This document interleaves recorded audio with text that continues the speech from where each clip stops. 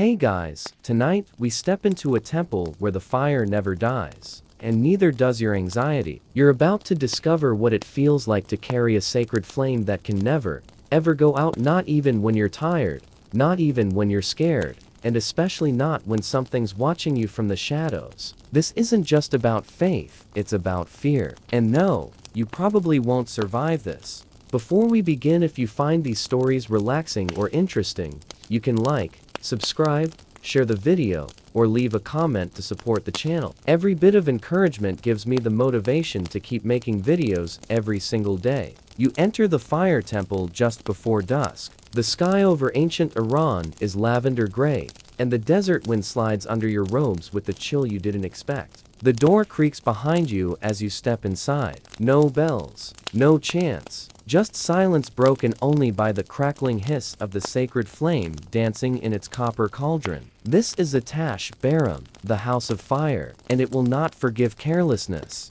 You're not alone, of course. Across the room, other white-robed figures kneel. They've already memorized the chants. They know when to bow, how to breathe, where to place their thoughts. You're the new mob in training, and you're about to be left alone on the midnight shift. The fire itself isn't just symbolic, it's living. Sacred fire in Zoroastrianism must be kept burning continuously, believed to represent purity, truth, and divine presence. You've been told it contains fragments of Ahura Mazda's will. You've also been warned, not once but many times, that letting it die means more than dishonor. It means you invite darkness into the temple. Your supervisor, a man with sun-leathered skin and eyes like dried figs, hands you a feather fan, a ladle for the ash, and a thin white cloth to wrap over your mouth. He reminds you not to breathe directly onto the flame. He doesn't smile when he says this. It's not superstition, it's protocol. Breathing on the flame is contamination. Contamination is sin. You nod, clutching the tools like weapons. The ritual is precise. You must clean around the altar without letting a single ember flicker too low. You must stir the ashes at the right rhythm, offer sandalwood in the correct measure, whisper prayers without stuttering. But you're already forgetting the order. Was it 3 ladle strokes before the prayer? Or after? Did he say always clockwise, or never clockwise? You're left alone just after midnight. The others vanish behind a carved wooden door, their white robes trailing behind them like ghosts. The door clicks shut. Now, it's just you and the flame, and whatever else shares this space. The room is round, windowless, dim. Smoke curls slowly toward a hole in the roof, like a snake that never leaves. Your feet whisper across the polished floor. Every sound feels exaggerated. Your heartbeat, the shift of your robes, the sigh of the flame. You kneel before it. You raise the ladle, and you pray. There's something ancient in the way the flame watches you. It flickers once, sharply. You flinch. You tell yourself it's the draft. But the door is sealed. There is no wind. In your first hour, you drop the ash ladle. In your second hour, you forget a prayer line and have to repeat it silently for times, hoping no one noticed. But someone always does. That's what the senior priest said. You feel it first, as a presence, a weight behind your left shoulder. You don't look. You've been warned not to.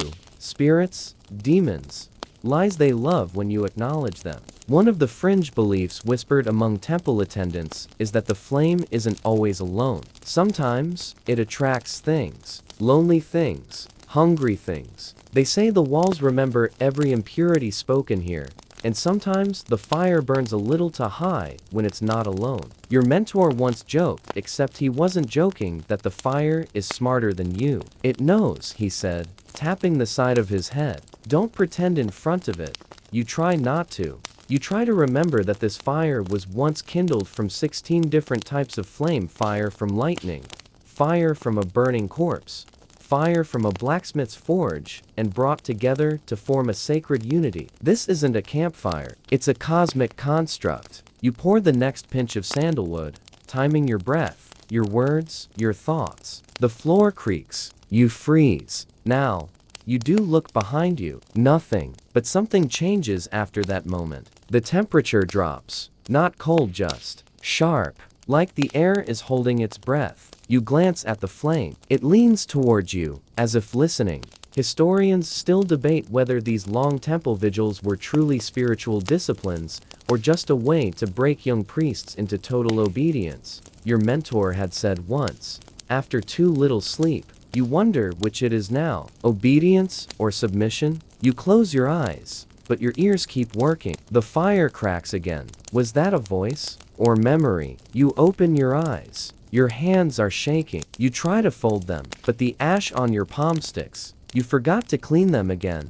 By the time dawn approaches, you're not sure if you've done anything right. The flame is still burning, but so are your nerves. You've blinked one eye at a time all night, terrified to lose sight for a single second. And yet, you'll be told you did well, that the flame survived. That's all that matters. But you'll also be told that it watched you, and that next time, it will remember. The temple doesn't sleep, and neither do you not truly. You are woken long before the sun dares rise over the desert hills of Yazd, summoned not by voice, but by the slow rhythm of copper bells chiming outside your modest quarters. You sit up on the straw mat, your spine stiff from the stone floor, and rub at your eyes with fingers still scented faintly of sandalwood and ash. Sleep is not expected here. Rest, perhaps, but only in the thinnest sense of the word. You are in service now not to a man or a king, but to fire itself. And fire does not rest. The stone corridor is cool against your bare feet as you shuffle toward the inner sanctum,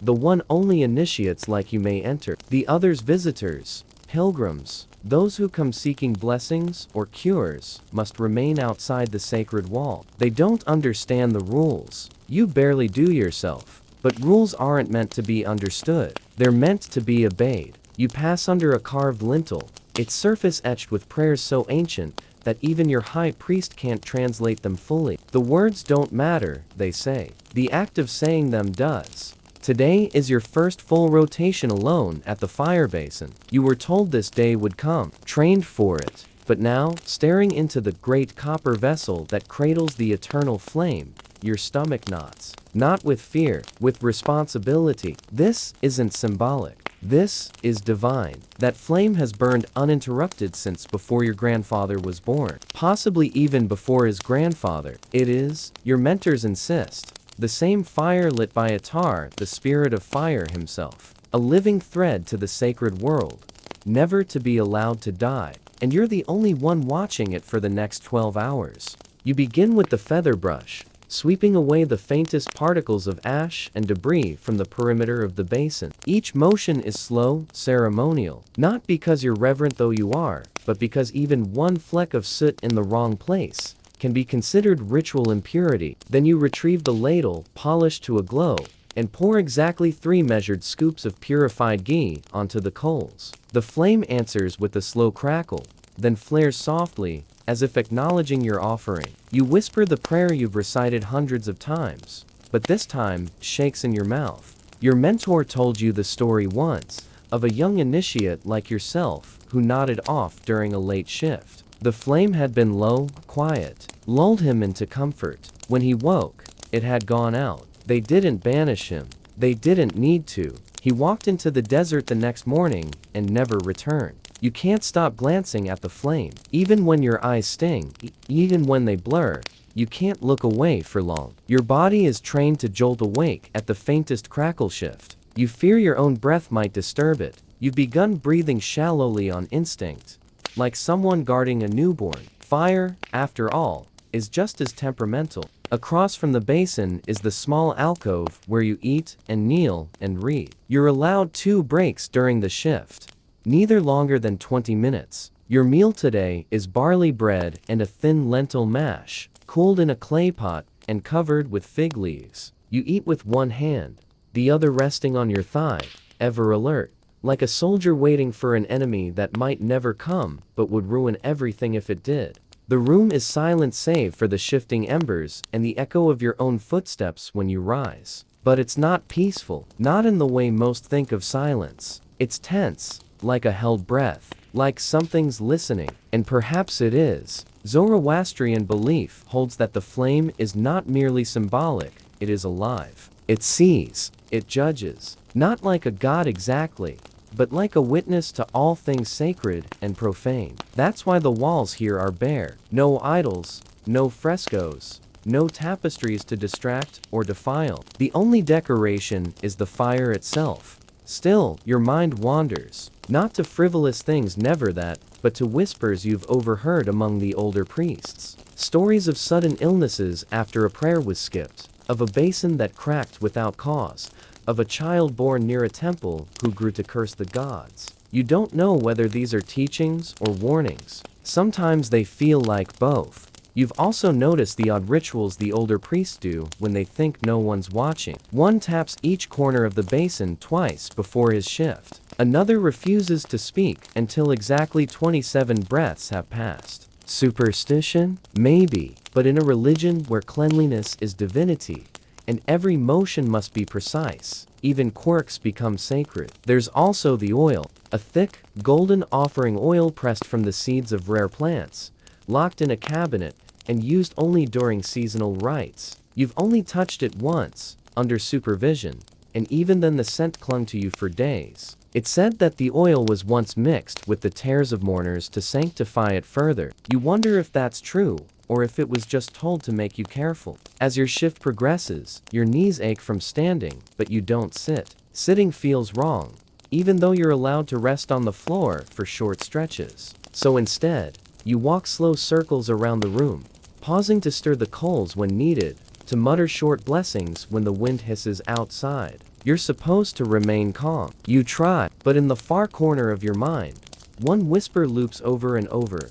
Don't let the fire die. There's a peculiar moment, always around the 9th hour, when the heat begins to mess with your sense of time. The shadows on the floor grow long and strange. You're not sure if the flame has dimmed, or your eyes have just dulled from staring. Your thoughts feel thick, and that's when it happens. A pop from the basin. You jump, nearly knocking over the ladle stand. Just a sap bubble in the wood, no doubt. But your pulse won't calm. You think of that old story again, of the initiate who disappeared. Maybe he didn't walk into the desert. Maybe he walked into the fire. You don't share that thought. You never would. And yet, you glance at the door. It's barred from the outside, as custom dictates during sacred flame hours. No one enters. No one exits. It's just you and the flame. For 10 more minutes. 5, 3. You watch the coals like they might betray you. They don't. Not tonight. The bell chimes. Relief doesn't wash over you. It trickles in, slow and suspicious, like it might vanish if you look too directly at it. Another priest enters, nods wordlessly, and kneels by the basin. Your shift is over. You don't speak. You simply step away. In the hallway, you finally exhale fully. Your hands still smell of smoke. Your eyes still feel open. Even now, as you blink slowly in your chamber, you realize you don't know how to sleep anymore without watching something burn. The temple's silence isn't peaceful. It is the kind of silence that hums, like a taut string on the verge of snapping. You feel it behind your ears, beneath your ribs, thrumming quietly with expectation. Every surface seems to watch you: the carved walls, the coiled serpents etched in stone, even the flickering shadows cast by the sacred flame itself. You move through it slowly, bare feet brushing fine sand across the polished floor, and though you're the only one in the chamber, you feel crowded by memory, by duty, by the weight of centuries that came before you. Your task tonight is deceptively simple. You must stay awake, not just in body, but in spirit. For one full watch, you will kneel before the Atash Barum, the highest grade of fire in your religion, and tend it without fail. That means no blinking too long, no thoughts that wander too far, because you don't just guard fire, you guard purity itself. A single breath too close, a fleck of spittle, even a tiny thread from an unclean robe, and you may corrupt something generations have died to protect. You settle into position, legs folded under, spine straight, hands resting lightly on your knees. Before you, the fire glows not wildly, but steadily, as if aware of its own significance. The priests say it's alive, in its own way, not a metaphor, not poetry, truly alive. It must be fed, honored, never touched directly. You must speak sacred words before you offer it sandalwood. You must chant inwardly before fanning its heat. Your very breath must be turned away, and all the while, you must not fall asleep. The stories from other temples reach you slowly, like whispers through the corridors. A boy, no older than 14, who nodded off while on watch. They say the fire dimmed that night. The air grew heavy, and when the high priest came to check on him, the boy was gone. Not dead. Just gone. Vanished, they said. Maybe sent to a lower plane of existence. Or maybe swallowed by his own shame. That part depends on who's telling it. You know, the truth is likely simpler. He ran, terrified, embarrassed, exiled. But still, you tighten your jaw each time your chin dips lower than it should. You blink harder. You murmur short prayers, not for forgiveness, but for clarity. It's not fear that keeps you awake. It's the understanding that failure here isn't punished with wrath. It's punished with quiet disappointment. And somehow, that's worse. The fire crackles. A small ember leaps sideways and fizzles against the rim of the brazier. You move instinctively, trained for this moment, and sweep it gently back with the edge of a clean copper spatula. You don't touch the coal directly. You never do. Everything is done through layers of metal, of incense, of ritual. This is not to distance yourself from the divine, but to preserve it. You, after all, are still mortal, flawed, capable of ruin. Even the priests disagree on what exactly the fire represents. Some say it is the breath of Ahura Mazda himself, a spark of divinity made visible. Others claim it is symbolic, merely a focal point for meditation, discipline, and purification. The temple's older texts are vague, deliberately so, like riddles whispered by men who feared being too clear. Fire is truth, one scroll says, and nothing more. What does that mean? That lies are smoke? That purity burns? Historians in modern times still argue whether these elaborate fire rituals were truly born of theology or whether they served more political purposes. After all, controlling sacred flame also means controlling sacred space. And whoever controls sacred space controls belief. Perhaps the rituals were genuine, or perhaps they were armor layers of legitimacy woven around a ruling priesthood to secure power in a fractious land. But right now, none of that matters. You are not here to question the past. You are here to protect it. Outside, a jackal howls. Or maybe it's a child. Sometimes, late at night, the sounds of the village mix with the desert, and it's hard to tell if it's grief or wind. You fight the urge to stand and look. Distraction is danger. Curiosity is a gateway. And if you look away, even for a moment, what will you miss? The fire faltering? A falling ash? A whisper from something that doesn't belong? Your eyes ache now. Your back begins to throb. You shift slightly, and the wooden floor creaks under you. A subtle sound.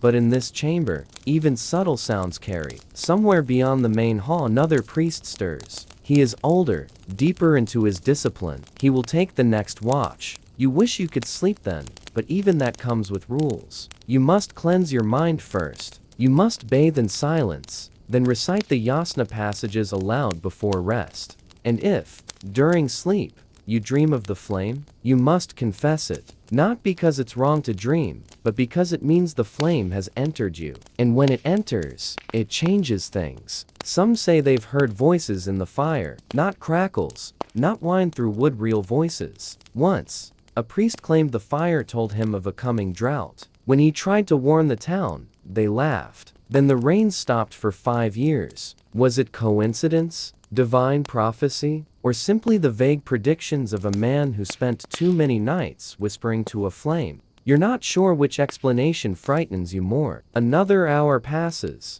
or maybe less. Time isn't clear here. It stretches, then folds, like cloth. You fan the flame again, and it responds not with flare, but with pulse. Almost like breath. You wonder if it sees you, not in a literal sense, but with knowing. You wonder if it remembers everyone who sat where you sit, if it judges them, if it judges you.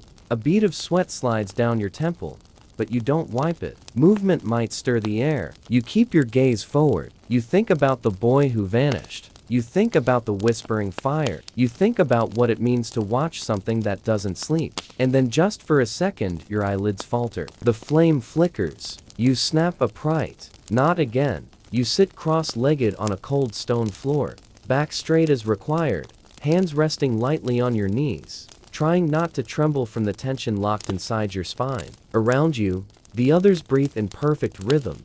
A low inhale, followed by an almost inaudible exhale. 20 priests in training. All silent.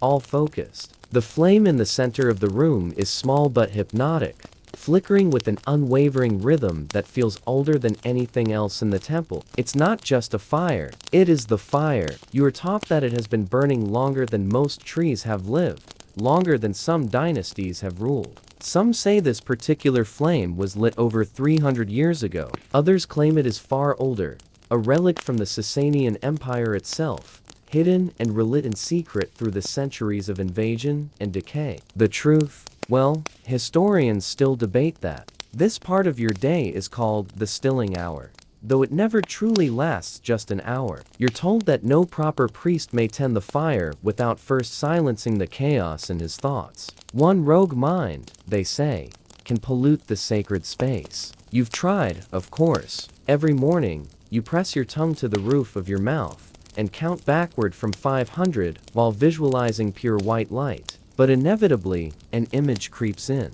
The screaming pilgrim from last week, the bird that fell into the courtyard fire and wasn't removed in time, the sound of snoring from the high priest's chamber, eerily rhythmic, yet completely irreverent. Still, you are improving. You last a little longer each morning before your thoughts betray you. You no longer flinch at the smoke. You rarely lose the count. And you've started to understand the subtle differences in the tone of the flame, how a pure burn sounds almost like string pulled taut, while an impure one crackles and complains. After stilling, you proceed to the purification chamber. You disrobe and wash your hands 5 times with ash-infused water. Your teacher stands at the threshold, inspecting each student's wrist and underarm like a baker checking for mold. Once inside, you wrap yourself in a ceremonial white robe known as a sudra, which must be tied precisely, without the knot touching your skin. You've watched your fellow novices fumble this step and get sent back for a full reset. One boy wept after his 4th failed attempt and hasn't returned since. No one speaks his name aloud anymore. Not out of cruelty, but superstition. He didn't just fail the test. He disrupted the flame's patience. The fire temple's rules are not written on walls or in scrolls. They're passed from the mouths of elders, shaped by centuries of custom, layered with half-remembered omens. You once heard an older priest mutter that if you ever breathe too closely on the sacred fire, you must chant a full passage from the Vendidad backward to balance the offense. You asked your mentor if this was a formal teaching. He only smiled, tapped his temple, and said, "It depends on which teacher you want to believe." You begin your assigned rotation tending the temple's inner flame. This is the second smallest of the 5 sacred fires, but it's still considered too holy for direct touch. Using a long brass tong, you gently place sandalwood shavings around the base, careful not to smother its breathing. You are watched at every moment by the fire, by your teacher, and by your own trembling sense of unworthiness. Sometimes you wonder if that's the point. Not to honor the flame, but to humble yourself so completely that the fire might accept you as a flickering equal. As you lean forward, you hear a faint tsk from behind. Your elbow is out of alignment. Again, you whisper a prayer, adjust your posture, and try not to sweat into the sacred space. Later that day, you are invited to observe one of the high rituals. This is rare. Only 4 of the novices are chosen to sit along the outer ring. You are given a task to memorize every word of the priest's chant and repeat it to your mentor afterward perfectly, without omission or pause. The problem? The chant is in Avestan, a language you've only just begun to decipher. You recognize a few words: Asha truth, Angra destruction, or Va soul, but the rest flows like wind through stone, impossible to catch, let alone retain. One of your fellow novices cheats. You see him mouthing along with the priest, his eyes darting between the movement of lips and a hidden parchment beneath his sleeve. After the ritual, your teacher asks each of you to recite the verse. You fail at the 3rd line, offering a clumsy approximation. The cheater gets it flawlessly. He even mimics the high priest's cadence. You expect applause. Instead, your mentor walks over and, without speaking, tears the parchment from the novice's sleeve. No one gasps. No one even shifts. The room becomes impossibly still. That night, the cheater is reassigned to flame-clearing duty alone, without supervision. It is not a promotion. You lie awake on your reed mat, counting blinks in the dark. You remember what one of the older priests once whispered as he passed your chamber during the night. We don't sleep to rest. We sleep to see what the flame sees. You still don't know what that means, but you understand the feeling now. Every night, even in dreams, the fire seems to flicker just behind your eyelids. They say some priests sleep with one eye open, not out of fear, but because the flame never sleeps. If it burns alone, it is vulnerable. If it's ever forgotten, even for a moment, its spirit may sour. And should that happen, it won't simply go out. It will curse the walls that housed it, the tongue that fed it, the lungs that dared breathe too close. Of course, the elders never say this outright. Instead, they tell you legends like the one about the apprentice who trimmed the fire too short and caused the temple roof to crack, or the high priest who bragged too loudly about mastering the flame, only to be struck dumb for the rest of his life. Are these tales real? Are they metaphors? Historians still argue whether such stories are rooted in actual events or invented to preserve discipline. But that's not the point, is it? You lie awake, staring at the low ceiling, the flame's shadow dancing along the stone wall. You've begun to see faces in that light. Not hallucinations, just shapes, echoes of past keepers, maybe, or reflections of your own doubt. You breathe slowly, like during stilling hour. In, out, 5 seconds each. Sleep doesn't come easy. It never does. But you don't mind, because tomorrow, you'll serve the fire again, and the fire will remember. You wake in the middle of the night to the sound of bells again. Not temple bells. Not sacred chimes. No.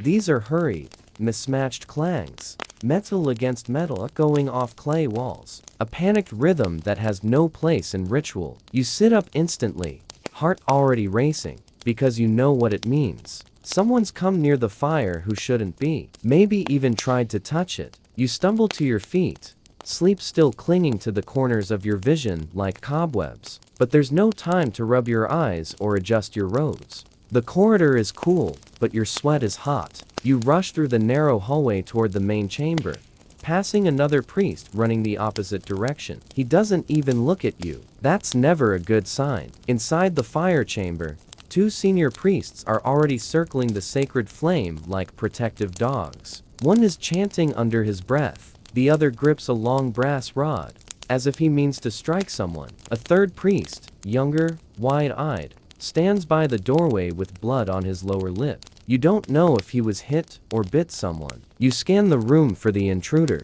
Then you see her. A woman, barely clothed, hair unbound, hands tied behind her back. She's kneeling near the fire pit, her chest heaving. The priests had caught her just before she crossed the final ring of consecrated tiles. Another minute, and she would have defiled the flame. Whether by intention or desperation, you're not sure. She keeps repeating something, over and over in a shaky voice.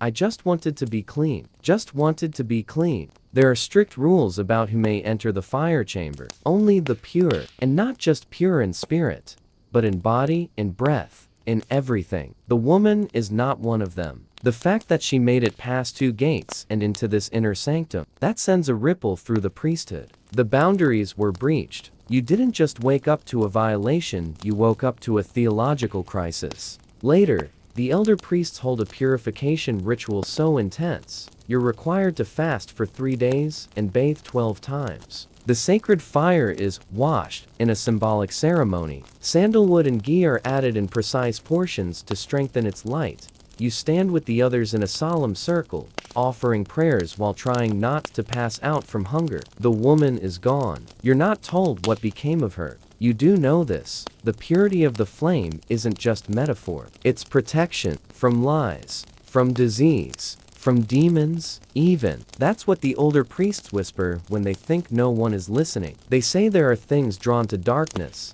and that a strong fire, one that's never been touched by corruption, keeps them at bay. And so the protocols are rigid, unforgiving, excessive, even. You once saw a priest forced to resign because he sneezed in the wrong direction during a prayer. And now, you've seen the fire almost touched by an outsider. The kind of event that rattles everyone, not because of the security lapse, but because of what it might mean, what it might invite. In the nights that follow, the temple feels different, too quiet. The wind makes the flame flicker more than usual. A shadow moves just beyond the brazier's light.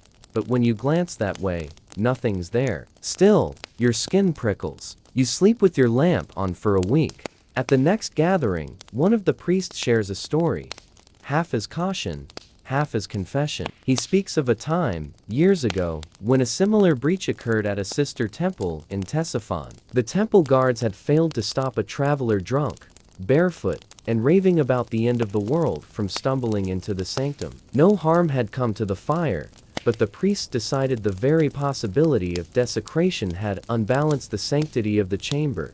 They extinguished the flame, voluntarily, the same flame that had burned without interruption for over 400 years. They did this to reset the energy, to re-sanctify the room. The new flame, they said, was purer, but not everyone agreed. Some historians later claimed that decision cost the temple its authority, that extinguishing the flame was like admitting weakness, a theological surrender. Others argue the opposite, that it was a bold, self-cleansing act that renewed public faith. The truth, as always, is murky. You wonder which side your own elders fall on. No one discusses it openly. The story is told like a myth, half lit and trembling at the edges. But in private moments, you think about it often. What would happen if the fire here went out? What would happen to you? You try not to imagine that. 1 week later, you're assigned to night rotation again. The fire has steadied. The air feels normal, but you notice that the priests still glance at the doorway more often. And when someone steps inside,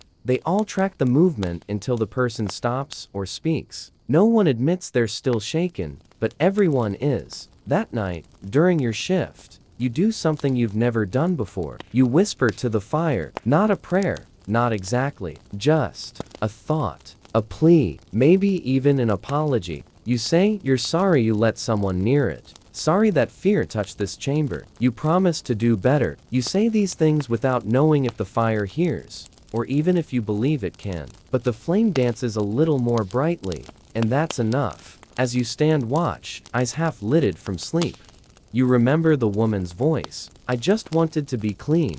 You wonder how many others think the fire can cleanse them. You wonder how many would risk everything just to touch it. And you wonder deep down if you'd do the same, had you not been born on this side of the flame. You look up at the dark ceiling, where the smoke always drifts, but never stains. And you whisper one more thing, a truth only the fire should hear. You're not sure you believe anymore, but you'll protect it anyway, because that's what you were trained to do. Because faith, like flame, doesn't need to be understood to be kept alive. You walk the temple perimeter for the 3rd time tonight, tracing your steps along the crumbling stone wall, as if your body might remember what your mind has long since numbed. Your sandals make no sound on the dust-hardened earth, worn smooth by generations of priests pacing the same path under the same moon. The torchlight you carry flickers against the ancient etchings carved into the base of the wall, symbols of Faraver, circles of eternity, and stylized wings, now softened by wind and time. You keep walking,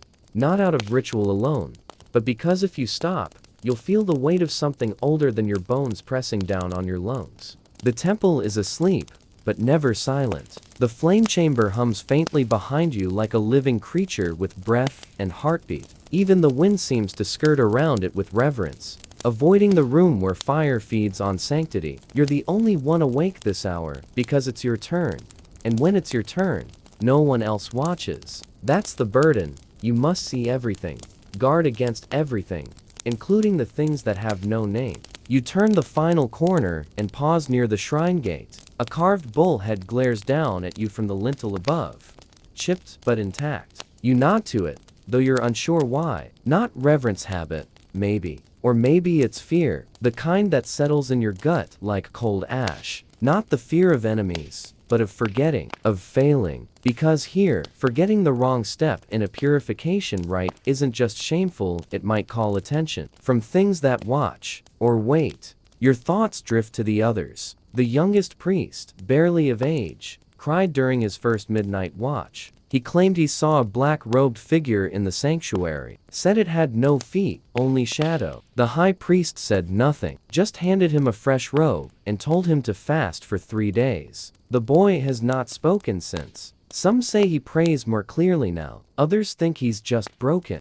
But silence is normal here. Even among the living, you speak only in ritual language during your shift, and only if the need arises. Some priests develop the habit of tapping their knuckles against door frames 3 times before entering. Not doctrine, just desperation. A way to assert control over something they can't explain. You've started doing it too. The inner sanctum looms ahead.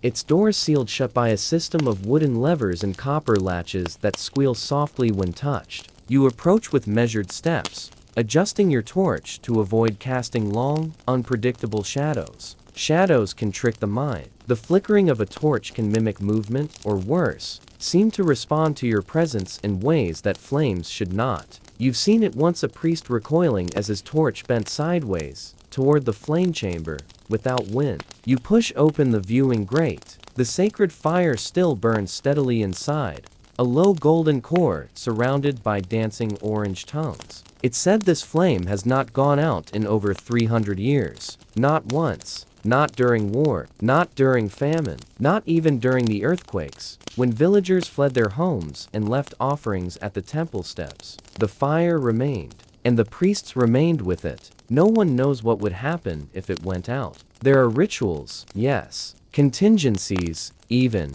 but none of them feel like enough. That's why you sleep with one eye open, when you sleep at all. You lean closer and whisper the prescribed words in Avestan, ancient syllables that feel like stones in your mouth. You know their shape by heart, but not their meaning. Few do. The high priest says knowledge is a heavier burden than obedience. You're starting to understand what he means. Some nights, you think you hear it, the fire speaking, not in words, but in rhythm. A throb or flutter beneath the crackle, like the echo of something ancient trapped in the flame. You've never told anyone. The others wouldn't laugh. That would be a comfort. They'd just nod, maybe shift slightly farther away from you at morning prayer. A shadow shifts across the edge of the grate. You freeze. Your heart doesn't beat faster, it just stops. That's the fear this place teaches you, not panic, but paralysis. You blink, adjust your torch, and realize it's only the curtain near the oil basin,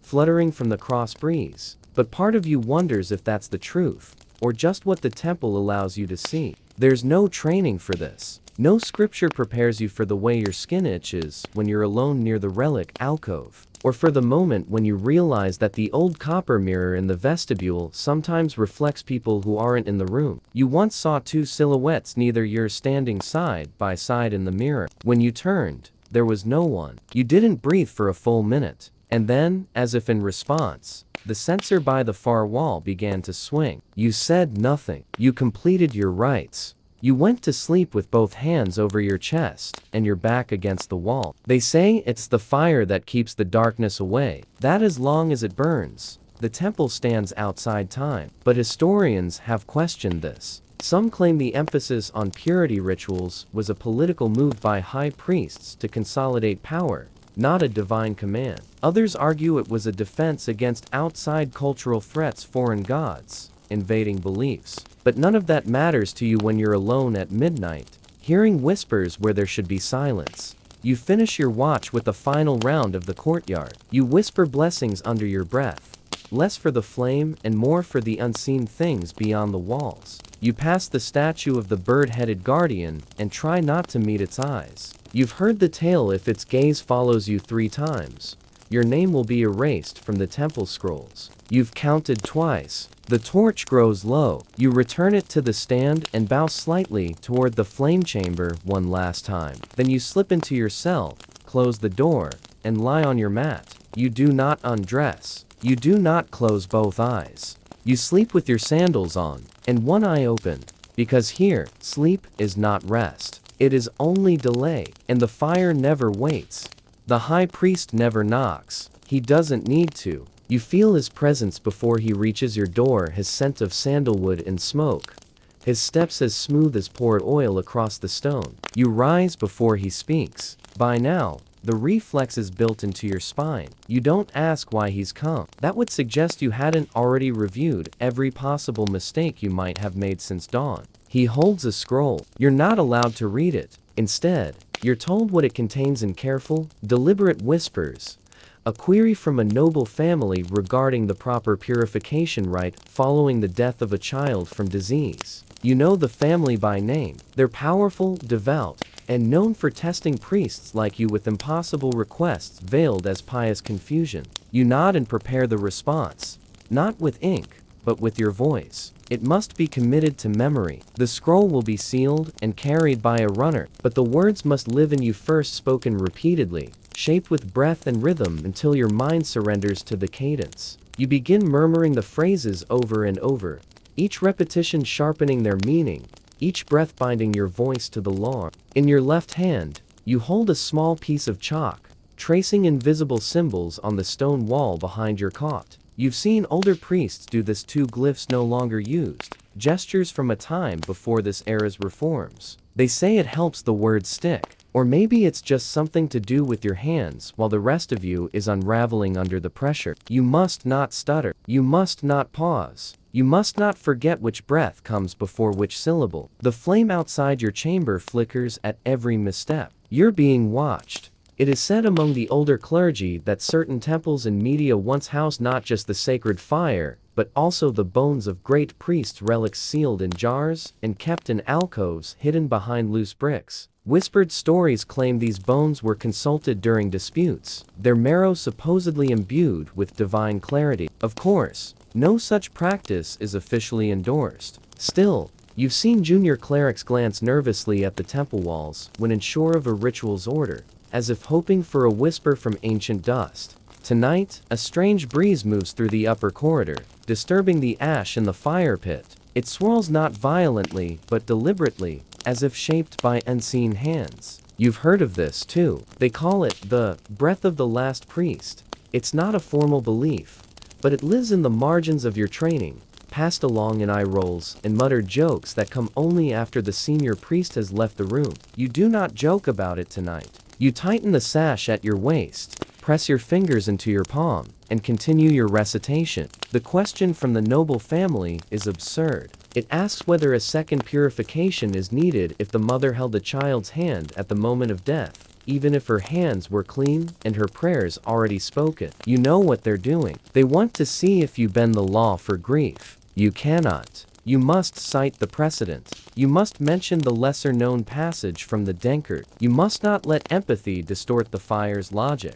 It exhausts you, this balancing act between humanity and code. But it is the fire that guides, not your sentiment. You are merely the voice. When the high priest returns, you deliver the recitation perfectly. You know it is perfect, because he does not nod. He does not blink. He simply turns and leaves, which means nothing was wrong enough to be acknowledged. Still, you find yourself trembling. Later, at evening watch, you see another priest collapse during his shift. His fingers tremble as he tries to refill the oil bowl. His mouth moves silently, as if finishing prayers that never quite leave his throat. You rush to him, but the elder nearby raises a single hand. Let him finish, he says. It must be his own strength. The collapsed priest eventually rises. He does not look at you. He stares at the flame, eyes wide, like someone who has seen it die once in a dream. In some temples, it said the priest used to sleep and turns directly around the fire, forming a ring of bodies never touching the sacred ground, but never leaving its side. Those days are gone. Now, each flame is watched by one priest at a time. Alone. Always alone. You often wonder which method was lonelier. The scrolls say that when King Vishtaspa first received the revelation of the fire's divinity, he wept not from awe, but from fear. Fear that such purity would never again be contained. Fear that humans could never rise to meet it. Historians still debate whether this account is literal or poetic, but the feeling, it's real. You feel it now, curling behind your ribs like smoke. You return to your quarters long after midnight. Your hands smell like incense and sweat. The silence in your chamber feels heavier tonight, as if the stones themselves remember the weight of your voice echoing off them hours before. You lie on the mat, but do not sleep. The priest across the corridor taps his heel 3 times against the wall. Not loud, just enough to be heard. It's his ritual. You have one too. Yours is to hum the last line of the Gathis under your breath, until the syllables melt into each other. Not out of belief.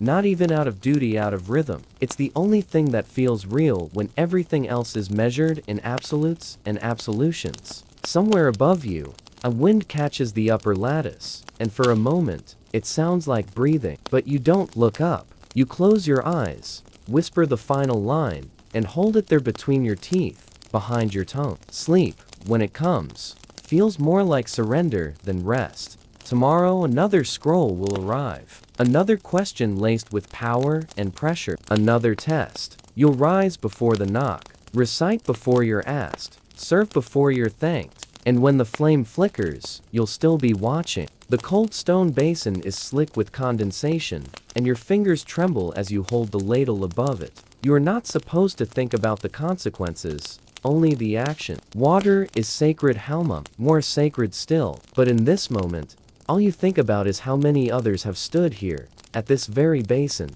breathing in the same damp air, rinsing away fear like it's some kind of ash. You pour carefully, watching it trickle down your wrists, over your knuckles, back into the bowl. The rustle of your robes is the only sound, save for the faint gurgle of an underground stream hidden beneath the stone floor. You are not alone. Behind you, a junior priest fidgets with the cord on his sash, his face pale with exhaustion and his lips moving silently, as though mouthing some private chant. You know the feeling well. You've been here long enough to remember your own first time standing at this threshold, shaking, not from doubt, but from the weight of what comes next. Tonight is the ceremony of purification, not the daily cleansing, not the preparation before meals or prayer. No, tonight, you attend a cleansing for the dying. They've brought him in just after sundown, swaddled in white, but still conscious, his eyes darting wildly around the hall. He is a high-born man.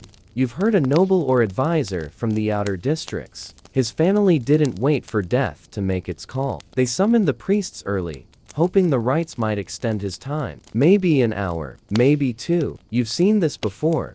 The clinging to seconds as if they were diamonds, pressed into calloused hands. You follow your superior through the narrow corridor into the fire chamber. The sacred flame burns low, curled like a sleeping fox, but alive. Your steps echo against the stone, and though you've passed through this place 100 times, tonight the light seems different. Duller, maybe, or quieter. The fire knows. It always does. You bow slightly and turn, eyes drawn to the figure laid out before you. His breathing is shallow, but his gaze is sharp. He recognizes what's happening, even if his limbs no longer obey. You feel the pull of ritual tighten around your shoulders, like a rope knotting slowly behind your back. You are here not just to recite. You are here to bear witness, to affirm that life is still present before its claim. It's a position of enormous trust. And yet, as you glance again at the flickering fire, you remember that some say it's also a burden you might not come back from entirely whole.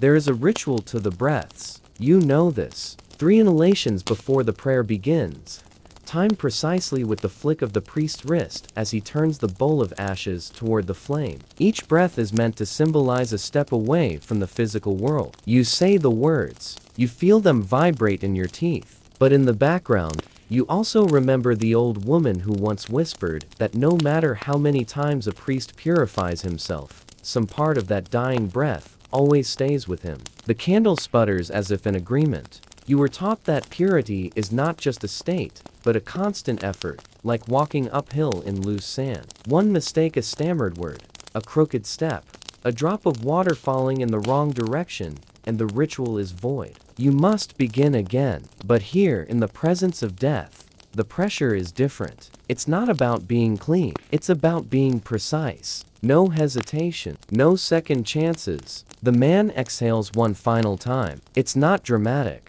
No drawn-out sigh, just a simple letting go, like a thread snapping under strain. You close his eyes. Someone else records the time, and that's when it begins, because the body cannot remain in the chamber. Death, though sacred in its transition, also polluting. It is your job alongside the others to move quickly, to signal the corpse bearers and initiate the post-death rites. The path must be cleared, the basin rinsed with bull's urine, the floor swept with dry sand. You're told it scrubs the air of impurity, though you've never truly believed the scent vanishes. The whispers say this urgency isn't just about cleanliness. Some say that in ancient times, when the world was young and the flames still flickered beneath the god's breath, the moment between death and decay was a crack where dark spirits slipped through. That's why priests didn't sleep deeply. That's why some refused to rest indoors after performing the rites, choosing instead to walk the perimeter of the temple walls until dawn.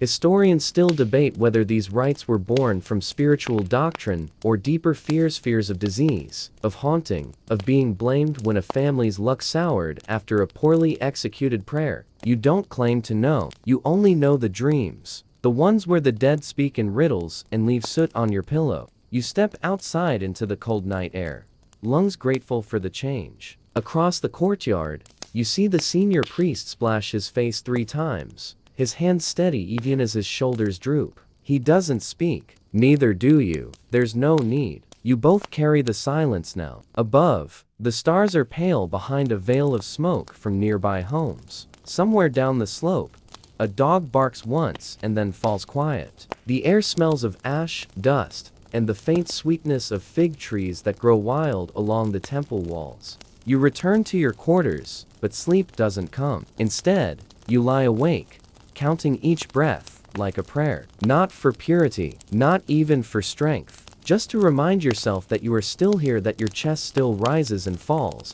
that the flame inside you has not flickered out from proximity alone. And even when your eyes begin to close, you do not roll fully onto your side. You sleep with one eye open, just in case. You wake before the sun, as always, to the sound of bronze bells echoing from the western wall. The tone is low and patient, a pulse rather than a summons, but it stirs your bones nonetheless. You sit upright in the darkness, the thin blanket bunched around your legs, and listen. 1 breath, 2, 3. The bells continue, steady as a heartbeat. You know what they mean. There's a visitor approaching, not from the nearby village, but from the fire temple in Istakhr, the old seat of Zoroastrian reverence. And when they send someone, it is never a simple courtesy. You wash quickly in cold water that smells faintly of copper. The robe you pull over your shoulders is still damp from the night air, but there's no time to wait. Your sandals slap against the sandstone as you cross the courtyard, each footstep echoing in tandem with the final tolls of the bell. A few other priests are gathering, some whispering already, voices half hidden behind hands. You hear fragments: senior assessor, ritual examination, fire dispute. None of it sounds good. When you reach the threshold of the outer gate, the visitor is already dismounting. A tall man, hood drawn back, revealing a shock of gray hair braided tightly behind his ears. His eyes are sharp, almost too clear. He carries no scrolls, no bag, just a single carved staff, polished smooth from years of use. You recognize him instantly, though you've never met. His name is Daster Varam, and he is one of the few living priests permitted to inspect the oldest sacred fires without escort. His presence here is like a cold wind blowing across a flame. He greets no one, doesn't need to. Instead, he strides directly toward the inner sanctum, and the doors open before him without question. You follow in his wake, heart pounding, uncertain whether to feel honored or condemned. The others hesitate, murmuring prayers or excuses, but you've served this temple long enough to know when something is about to change.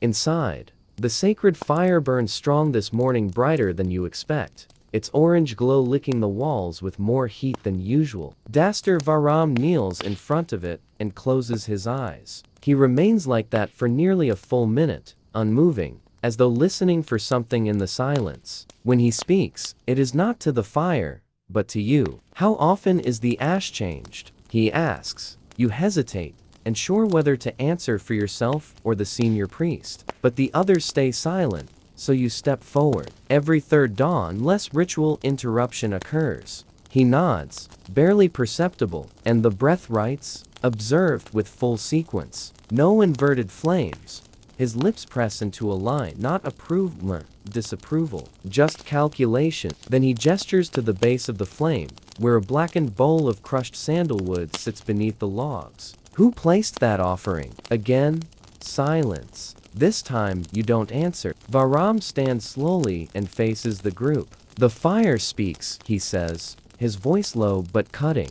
But not all who tended are listening. A ripple of unease passes through the room. You feel it in your spine, like a draft. He's not accusing anyone directly. He doesn't need to. The implication is worse than blame, it's uncertainty. Somewhere, a mistake has been made. Somewhere, a rite has been performed with more haste than care, or worse, with impure intent. He orders a full ray cleansing, all materials removed, all tools scorched in flame. Even the incense stones are to be replaced. For the rest of the day, the temple becomes a site of ritual sterilization. You scrub walls until your wrists ache, chant purifying verses until your throat grows hoarse. And all the while, Daster Varam watches, never participating, only observing. Like a judge, counting faults. No one remembers committing. That evening, he calls you into the garden. The night is cool, with a trace of cardamom on the wind from the kitchen hearth. The trees rustle, and fireflies blink faintly in the distance. You're the youngest among them, he says. Yet, you did not flinch. You're not sure if that's good or bad. He continues, tell me, do you know why priests used to be tattooed? You blink. That was not a part of your training. In the old centuries, he says, a mark was placed on the inner wrist, a flame with a single eye. It was a reminder that the fire sees everything, and that a priest must always see himself in it. You glance down at your own wrist, unmarked. Historians still debate whether the mark was symbolic or enforced, whether it denoted honor or control.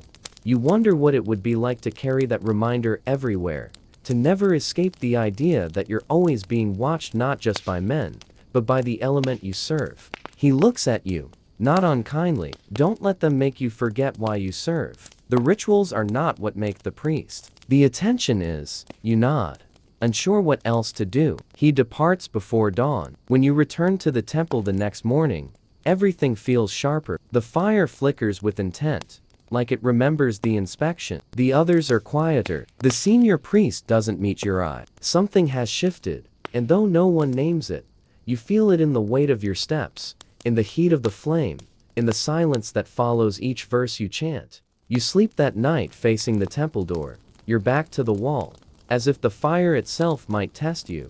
Your eyes sting from the smoke long before you reach the mountain's edge. You've been instructed not to cover your face. Purity cannot be filtered, and the sacred air near the temple must reach your skin unimpeded. The wind here smells like ash and old pine, heavy with sacred weight. You walk carefully, each step deliberate on the stone path that has been etched by 1,000 souls before yours. Ahead, through the wavering haze, the fire chamber looms. You've only heard of this place in whispers. Older priests say it tests more than just stamina. It tests certainty. The great flame here is not like the ones you've tended in your village shrine. This fire is ancient. Some claim it has burned without extinguishment since the reign of Ardashir. Whether that's myth or truth, you're not allowed to ask. Even doubting it aloud would be seen as a crack in your spiritual resolve. The idea isn't just to guard the flame, it's to let it watch you. That's the part no one mentions until you're already standing before it, alone, your sandals inches from the sacred brazier. You kneel as instructed, hands tucked beneath your sleeves, and the silence settles over you like snowfall. The flame flickers, and you imagine because you must that it flickers in response to your presence. It feels like being in the company of an elder who says nothing, but notices everything. The walls are darkened with soot. Symbols painted in natural dye spiral along the corners, barely visible through the layered smoke stains. One of the priest teachers once joked that even the soot is holy. You thought he was exaggerating. Now, you're not so sure. Your duty here is the night shift, 12 hours in complete solitude, tending to a fire that, by some theological alchemy, must never fall below a specific height nor exceed a certain width. Too low, and you risk diminishing the divine spark. Too high, and it might be seen as a reverent exuberance. Pride, even. Pride, they remind you, and how Angra Mainyu finds his way in. So you monitor it like a nervous student measuring water to the milliliter, adjusting logs with the cautious reverence of a surgeon. There are stories about this flame. One claims that a priest's robe once caught fire, and he refused to flinch, lest he offend the divine by reacting to its will. He survived, but the scars on his arms formed the shape of Faravar wings. Others say that if you look into the flame too long, you'll see the face of your greatest doubt staring back. You try not to test the theory. Your stomach grumbles. There's food in the small alcove, figs and dried barley cake, but you don't move. Eating in the chamber requires a recitation of 3 purification verses, and your voice feels lost in the thick air. Still, you force the words out, your tongue dry from smoke and silence. You chew mechanically, barely tasting anything. Hunger doesn't feel like sin here. It feels like a test. Everything does. There's a small sound behind you, a scraping. You freeze, heart kicking against your ribs. You are alone. Or you were. You turn slowly, expecting perhaps a bird, a falling ember, maybe even a stray pebble. But there's nothing. The chamber is undisturbed. The shadows, however, seem deeper than before. You resume your post. But the silence is different, now more watchful. You wonder if the stories about the fire watching you aren't just metaphor. Hours pass. Or minutes. Time folds oddly here. You mark it only by the shrinking of your candle and the soft crackling of the flame. At one point, your knees begin to numb, and you risk shifting your weight. The floor creaks beneath you, and the noise seems blasphemously loud. You flinch, half from the sound, half from the fear that someone or something heard. You think about the old priest who once said that if the fire flickers sharply to the left, it means truth is being spoken in the world. If it jumps to the right, a lie has been uttered. You glance at the flame, try to remember which side is which, but you can't. It flickers once, sharply left, then again,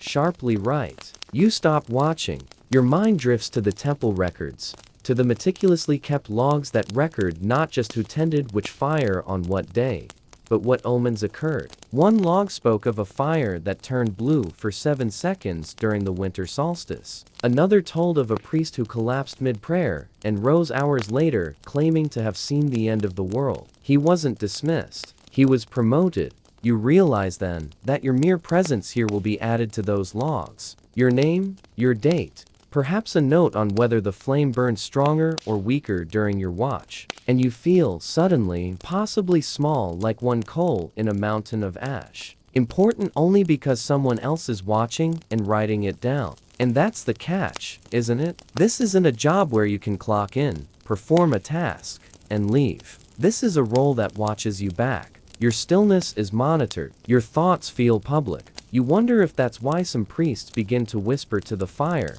as if it were a companion. You wonder if they expect it to answer. You look at it again. It doesn't answer. There's a moment, close to dawn, when you nearly drift to sleep. The flame dimmed for just a second, not out, not even flickering low, just dim. And your heart jerks you back upright, panic slicing through your chest like a hot blade. You toss a new log on quickly, almost dropping it. You murmur apologies. To what? You're not sure. Scholars debate whether these elaborate fire rituals were always about theology. Some say they were tools designed to create a priestly class that could be trusted implicitly, a kind of moral elite shaped by endless, sleepless tests of obedience. Others believe the fire was symbolic of consciousness itself, always burning, always watching, and always in need of attention. You're not a scholar. You're a tired acolyte with ash on your fingers and a mind full of unease. When the relief priest enters at sunrise, you rise slowly.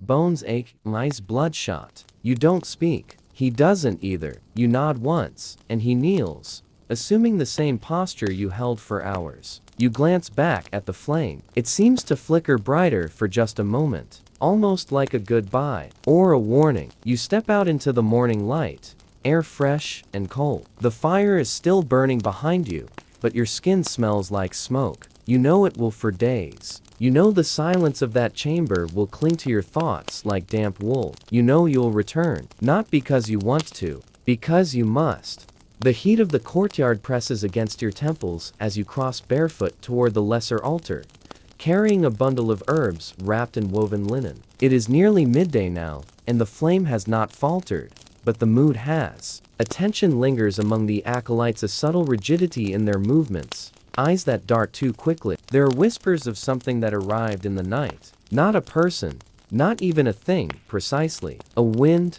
maybe. A presence. You haven't heard more than fragments, but you can tell from the way senior priests avoid each other's gaze that whatever it isn't supposed to be spoken aloud. Your task is simple.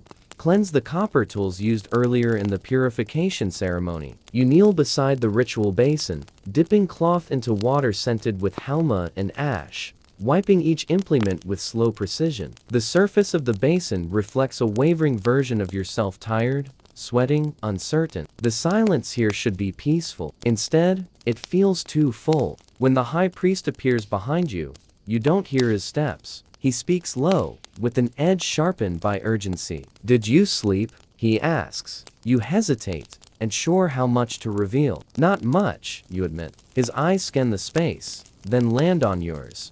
"Good. Keep it that way." He walks away, robes dragging like breath over gravel, and leaves you with the copper bowl half cleaned, and a heart now fully awake. You return to your task, but your fingers tremble. Somewhere in the back of your mind, you remember something older acolytes used to say, that when the fire changes color at night, it's not always due to impurities. Sometimes, it's due to who or what is watching. You dare a glance at the eternal flame. It flickers orange and calm, but the smoke leans in a strange direction, as though drawn toward something unseen. Later that afternoon, you're assigned to join the incense dispersal procession, a ceremony held on rare days when atmospheric balance is believed to be disrupted by unseen energies. You walk through narrow stone corridors with the censer swinging gently from your hand, the scent of burning sandalwood trailing behind like a veil. The hallways feel colder than they should. Even the stone beneath your feet seems to hum.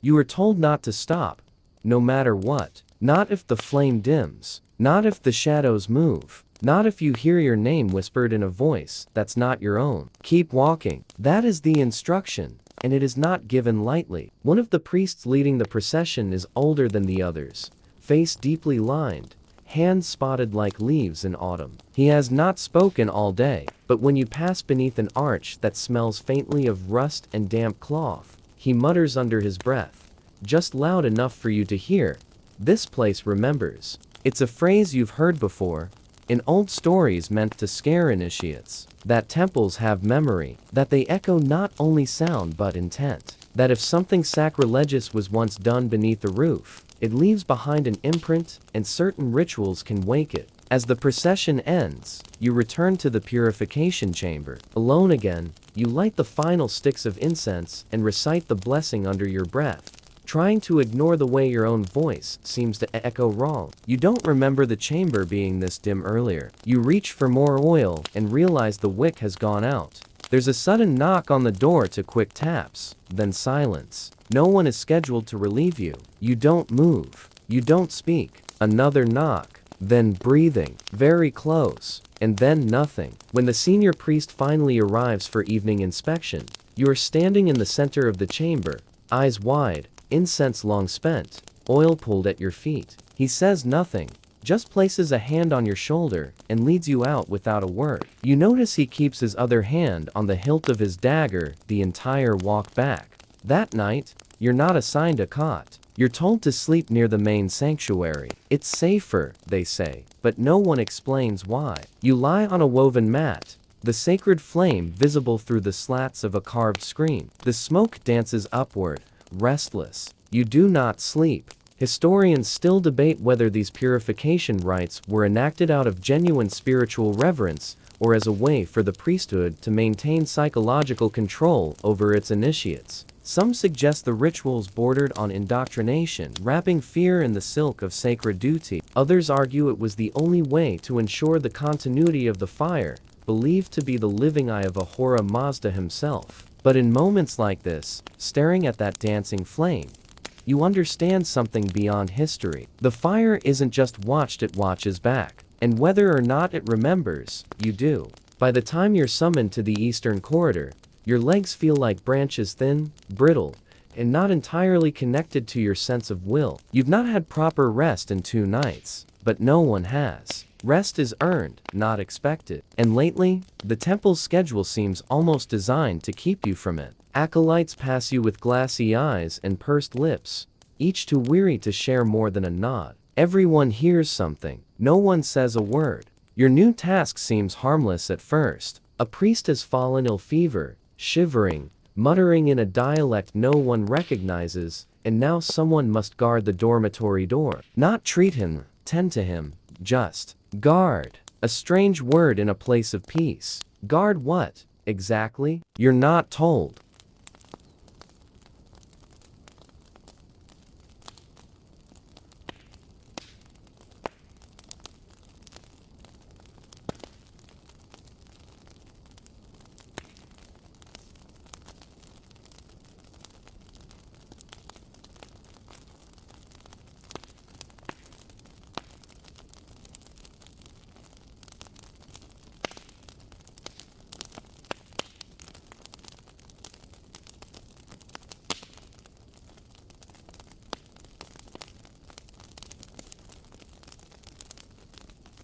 Eventually, a senior priest returns and relieves you with a hand on your shoulder and no words. You glance at him, searching for explanation, but his expression is blank like a wax mask barely warmed by life. That priest, the one behind the door, you never see again. No announcement, no ceremony, not even a whisper. Later that evening, you're assigned to work beside a flamekeeper who's gone almost entirely mute from years of smoke inhalation. She doesn't talk, but she communicates with nods and short gestures. Tonight, she shows you a series of symbols scratched into the stone wall behind the fire basin, shapes you don't recognize. Circles inside of circles, a flame with too many tongues, a hand holding nothing. She taps them once, then looks at you with something between warning and weariness. You try to ask what they mean, but she just shakes her head slowly. You understand. You're not meant to know. You sweep the chamber in silence, careful not to let your broom scrape too loudly. There's a rule here that you were never taught, but somehow have always known: no sudden noises near the fire. Not at night. Not when the veil feels thin. One curious fact you've picked up from an older text in the archive is that some priests once believed the sacred flame could act as a vessel for divine dreams. Not dreams like yours, fragments of fear or desire, but dreams sent by the Amesha Spentis, the holy immortals. These visions, they claimed, offered guidance for times of war or spiritual decay. Of course, others, those with less poetic leanings, argued that staring too long into fire simply made one delirious. Hallucinations mistaken for divinity. As the night deepens, the temple grows unnaturally quiet. You begin to sense the rhythm of its silence, its heartbeat. It's not absence of sound, it's anticipation. And in that charged stillness, you suddenly recall a fringe belief mentioned once by a visiting scholar, that fire, in its purest form, is not an element but a consciousness, an observer, a judge. In this view, tending it is not just ritual, it's surveillance. Worship as exposure. You look around, half expecting someone to step from the shadows. No one does, but the feeling doesn't leave. It's as if your thoughts are being watched, weighed, judged. You dare not yawn. You dare not blink too long. There's a tension in the air now, like wool soaked in oil, waiting for a spark. That spark comes in the form of a candle that flickers wildly without wind. You move toward it with caution, trying to shield it with your hand. The flame bends not away from your hand, but toward it. You withdraw. The mute flamekeeper approaches, holds the candle upright, and whispers the first word you've ever heard her say. Enough. She snuffs the candle and bows. Then she points toward the corridor. You follow, not even questioning. You're led back to the apprentice quarters, where you find a fresh mat laid beside the entrance, not deep inside, where it's warm, but near the threshold where the air still smells of ash and open night. That's your place now. Historians still debate whether the Zoroastrian temples truly believed in the sentience of fire or whether such tales were exaggerated to instill obedience. Some posit that the stories served as moral theater, a method of embedding fear deep enough to bypass the need for constant surveillance. Others argue that the priests themselves believed it, heart and soul, and structured their lives accordingly.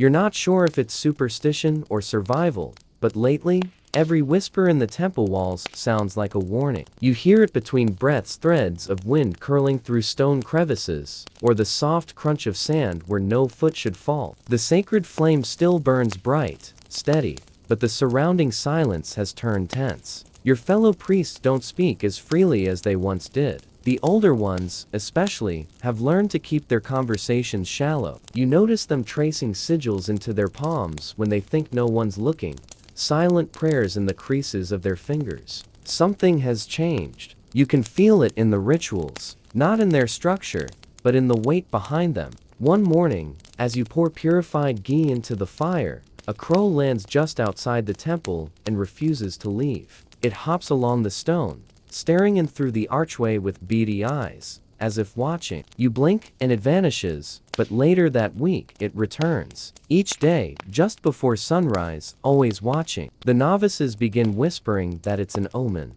and you're inclined to agree, not because of some divine sign, but because lately, the people around you have grown too quiet. There are rumors that a priest was found poisoned in a neighboring village. Another disappeared on his way to the monthly council. Officially, it's nothing, but the silence says otherwise. Your superior pulls you aside after prayers. He tells you the high firekeeper from the northern province has summoned representatives, not just for seasonal alignment or ritual review, but for something graver. He uses the phrase, strategic purification, and your stomach tightens. That term, rarely spoken, only comes up when something threatens not just the temple, but the core of its belief system. So you are chosen to go. Not alone, there's another priest, older, wiser, who insists on walking the desert path rather than taking the northern caravan road. Safer, he claims. Harder to follow.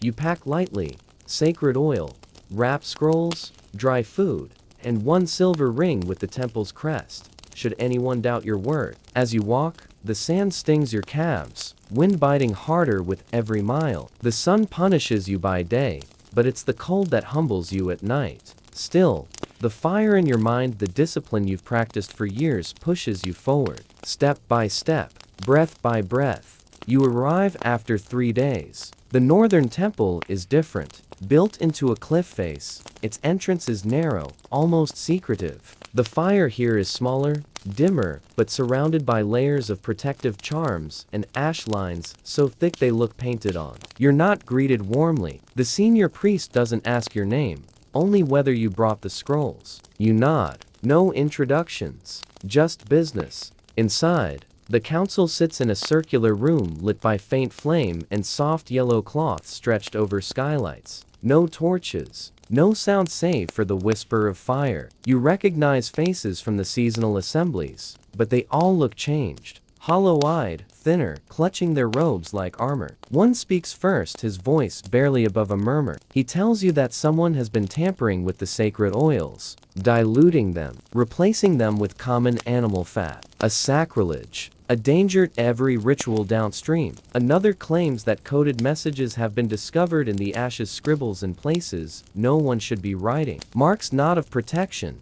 but of curses. A third priest stands, and his voice is firmer. We suspect infiltration, he says. Someone among us is using fire not to protect, but to observe, to manipulate.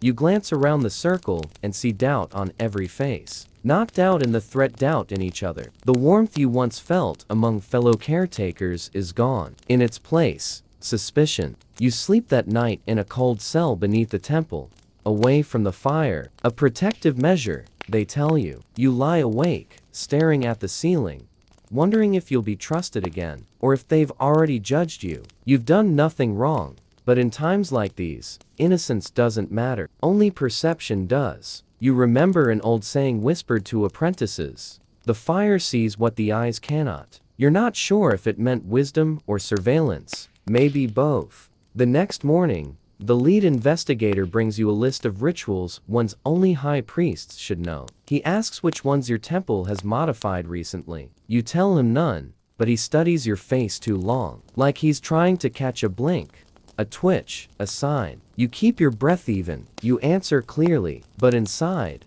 your chest pounds like a drum. Historians still debate whether these late-era security rituals were born from genuine spiritual concern or were just layers of control crafted by those afraid of losing power. Some argue it was the priesthood's way of maintaining hierarchy, proving that only those at the very top could be trusted to keep the flame pure. Others see it as a response to real threats, both internal and external. Whatever the truth, you're living it now, and it's lonely. You are cleared, eventually, but not dismissed. They ask you to stay, to help rewrite some of the purification rites, to oversee distribution of fire oil to outer villages. You want to refuse. You want to go home, but something tells you that refusing would make you look suspicious. So you stay, and you watch the crow land again on the cliff outside the temple. It looks right at you, and for once, you don't look away. There's no longer any room for certainty. Every rite you perform now feels like a test. The ash you sprinkle around the flame must fall evenly. If it clumps, someone might think you've lost control. If you hesitate, even for a breath, the novices take note. They watch you more closely than ever. They're learning not just the sacred verses, but how fear sounds when it hides beneath prayer. You are tasked with retraining the younger priests, the ones from the outer provinces, where doctrine is loose and lines blur between interpretation and invention. They come to you with wide eyes and half-formed questions, and you answer with clipped precision. Not because you want to, but because you must. Any sign of leniency will be seen as compromise. And compromise, in this climate, is the softest form of heresy. During one morning session, a novice asks why the fire can only be fed with sandalwood, and why even the breath used near it must be filtered through a veil. You explain the teaching's purity above all. Contamination is defilement, but your voice feels hollow as you say it. You remember stories of older temples where fire was shared in the open air, under stars, without veils, without fear. But not now, not here. Later that day, you overhear two senior priests debating whether a recent windstorm that blew soot into the inner sanctum was a natural event or a divine warning. One believes the flame should be extinguished and relit, a massive undertaking. The other insists that doing so would admit fault and erode confidence in the priesthood. You say nothing. You've learned that silence is sometimes safer than theology. You begin dreaming in smoke, long corridors of gray, where the only light flickers at the edge of vision. You follow it endlessly, never reaching it. You wake up feeling heavy, as if ash has settled into your bones. Some days, your voice cracks during prayer, not from emotion, but from exhaustion. Still, the rituals continue. One evening, as you prepare the fire for the night cycle, you find a sliver of something unusual in the ash. A hairpin, bronze, curved, finely made. Not yours, not from any priest. You hide it quickly. You say nothing, but your mind spins. Is someone sneaking into the sanctum? Is it sabotage? Or worse, a trap meant to test your loyalty? You spend the next week in guarded stillness. You clean the sanctum alone. You triple-check the door seals. You rearrange the ash in precise patterns, leaving a tiny break in one line to see if it shifts overnight. It doesn't. But that doesn't calm you. The absence of danger now feels more dangerous than its presence. You mention the hairpin to your superior, carefully. He stares at you for a long moment, and then nods once. Keep it, he says. We may need it later. He says nothing more. But the next day, another priest is reassigned, suddenly sent to a border temple to the east. No reason is given. No farewells are spoken. He's simply gone.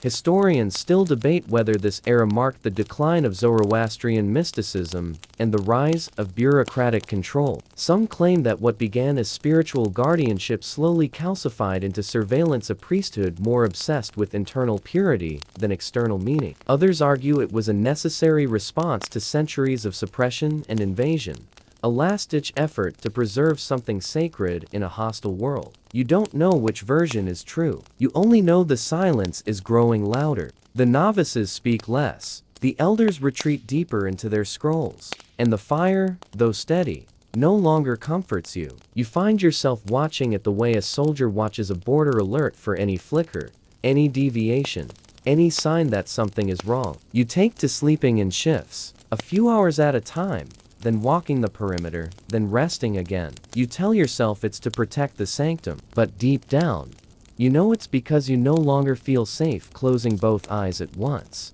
One night, you catch a figure standing at the edge of the courtyard, wrapped in white robes, but too still, too silent. When you approach, it vanishes. You find nothing. No prints. No footprints in the sand. Just a strange mark scratched into the wall. A circle, split down the center, like an eye forced permanently open. You don't report it. You simply trace it with your fingers, and begin another sleepless night.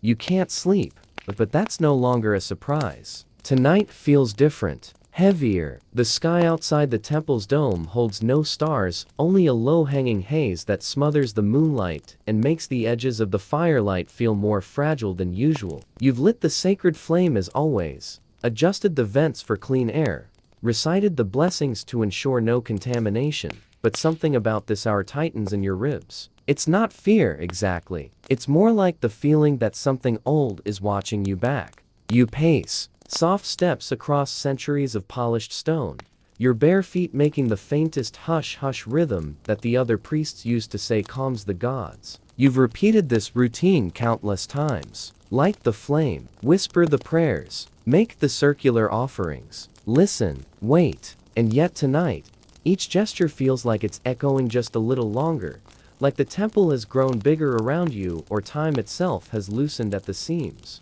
A soft scraping sound interrupts your thoughts. You freeze mid-breath, but it's nothing, you assure yourself. Just an old reed mat shifting in the wind. You say this aloud, if only to calm your own heart. Yet you take one step toward the inner sanctuary to double-check the seal on the door. You always do this now, every night. Not because you're afraid something will enter, but because you're afraid something will leave. The scroll you once hid in the hollow of the wall is gone. You noticed its absence 3 days ago and said nothing. It was an old text, barely legible, and probably never meant to be read again. But you read it, every word. It spoke of fires that flicker out not from wind, but from betrayal, from doubt, from a priest who forgot the rhythm of his footsteps. You didn't forget. You remember too well. You descend to the lower chamber. It's colder here, and the stones sweat. These walls never see the sun, and you suspect the gods like it that way. The temple's oldest fire pit is here,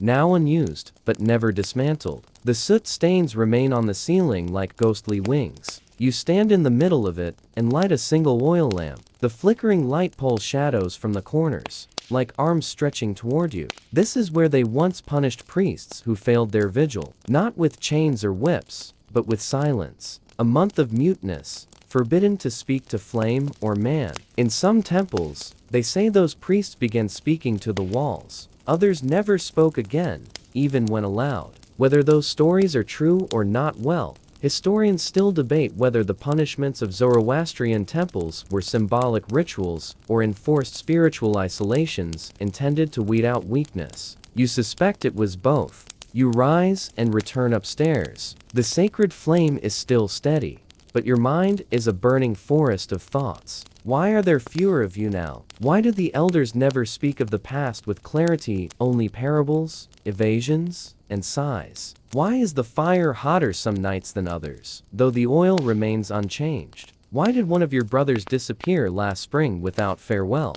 There's a theory whispered among novices that the flame is conscious. Not a god exactly, but a witness. A memory that remembers not just your face, but your intentions. You never laughed at this theory, even when others did. You believe the flame knows when you lie. That's why you avoid lying, even to yourself. You lower yourself before it again. This time, instead of speaking the prescribed invocations, you ask a question. What do you want from me? The fire crackles. You wait, not for a voice, but for a feeling. Something in your bones. A twitch in your skin, a shift in the air. There's nothing, or maybe there's everything. A memory rises unbidden. A child you once saw from the rooftop, running through the streets with an armful of stolen bread. The look of sheer terror and joy tangled on his face. You don't know why this image returns to you now. Perhaps because it was real, not symbolic, not liturgical, just life, burning bright and fast and uncontained, like a spark too wild for a sanctuary. You bow again. This time lower. You hold the pose longer. Your back aches, but you stay. Because that's your vow. Not just to the gods, but to the others who can't be here anymore. They say the fire chooses who sees the truth. You keep watching, and you keep one eye open. You ease away from the fire at last, the coals glowing low like a heartbeat at rest. The veil over your mouth has begun to feel like part of your skin. The scent of ash and sandalwood so familiar it no longer rises to your senses. Stillness returns, not just in the temple, but inside you. The long night has passed, and with it, another round of fears imagined or otherwise. The stone beneath your feet is cool, textured with age. You trace it absent-mindedly with your toes, grounding yourself in something older than the whispers, older than the rituals, older than even the flame. This floor has seen 100 generations, and now it bears the weight of your body, just as it once bore the footsteps of priests long forgotten. Outside the sanctum, the desert stirs. A faint breeze rattles dry leaves near the courtyard. The stars above blink in and out behind slow-moving clouds. Somewhere, a bird cries once and then goes silent again. You stay still, listening, breathing through cloth. Eyes half closed, not from sleepiness, but from something softer. Peace, perhaps, or surrender. You sit now, spine straight, legs crossed, hands on your knees. You don't speak, you don't move. You simply watch the flame. It flickers but never falters. In its quiet dance, you see echoes of every long night, every forgotten vow, every moment you thought you would break but didn't. You no longer wonder if the fire needs you. You know now, it never did. But you need it. And for tonight, it is enough. Let your shoulders drop. Let your mind drift. You've kept the watch. You've done your part. Close one eye. Leave the other open just in case.